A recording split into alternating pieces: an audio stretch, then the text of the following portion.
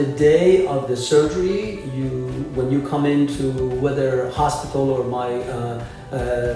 the surgery center, you will need to fill out some forms. Those forms are essential for prior to the surgery. Obviously, we recommend you to fill out another health questionnaire. That can be another indication to go over your health issues once again on the day of the surgery to make sure that we're not missing anything else. The conversations about the surgery, including risks and benefits, and also alternatives, and risk and benefit of the alternatives were discussed the day of the consultations, and I also go over that again with the patient on the day of the surgery.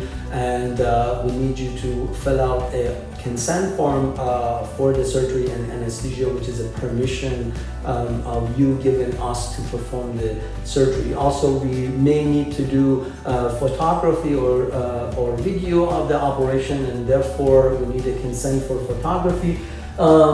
We need to have you sign advance directive, which basically asks you if you have anyone to make decisions in case of emergency, and then you will sign that form. And then also we go over the list of medications that you were on prior to the surgery and the ones that you took on the day, to go over that again and make sure that we're not missing anything.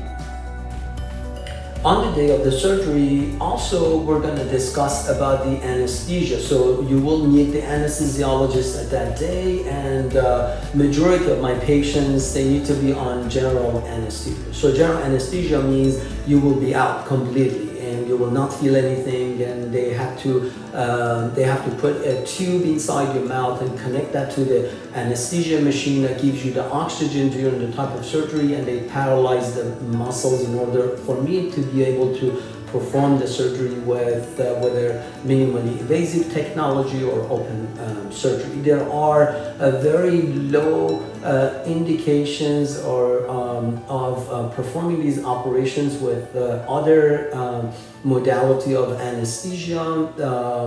For example, if the patient has significant pulmonary disease and the anesthesiologist is afraid to intubate the patient, sometimes we perform a spinal surgery, which they inject the numbing medicine into the spine and basically numb the lower abdomen, and be able to do some of the hernia surgery that way. Very, very old patients that they require surgery and they have a high risk of cardiac and pulmonary disease. Sometimes we end up to do a combination of the sedation, which is called monitored anesthesia care, and also local anesthetic, and those are very rare possibilities.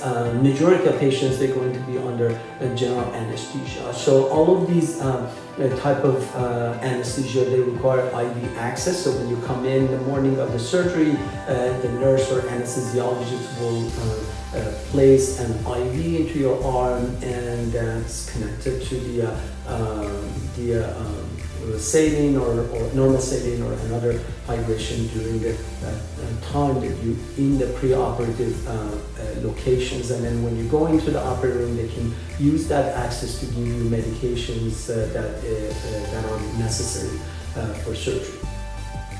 All of the hernia surgeries are outpatient. So when the patient gets the surgery, whether again it's going to be in the hospital or in the surgery center, patient will go home after the operation. So what you expect the day of the surgery, right after the operation, is that you stay in the recovery room around 1 to 3 hours, depending on how fast you recover from the anesthesia, and then after that you need to ride home.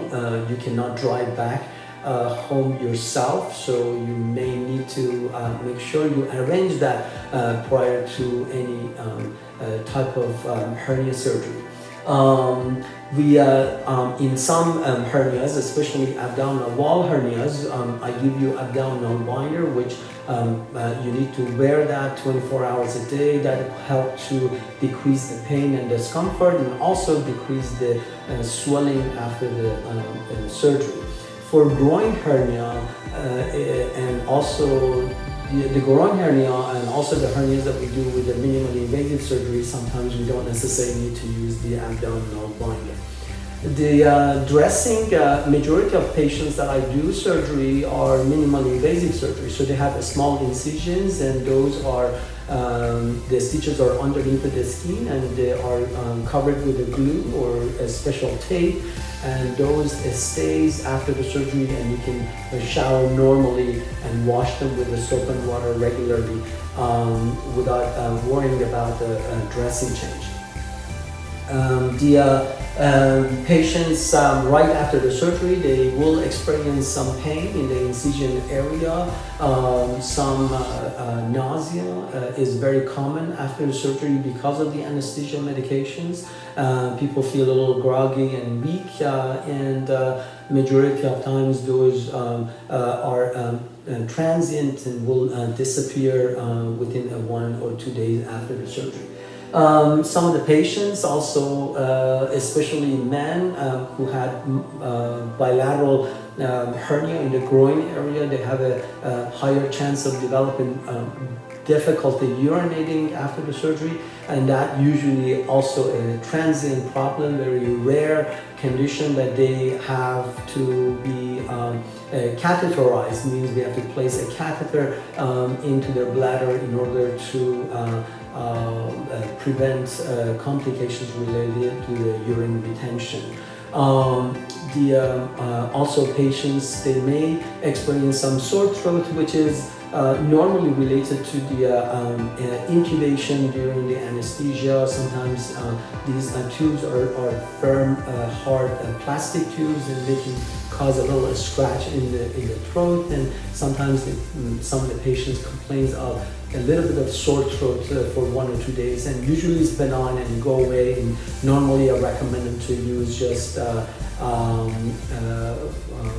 warm gargling with the water, and that will usually go away spontaneously.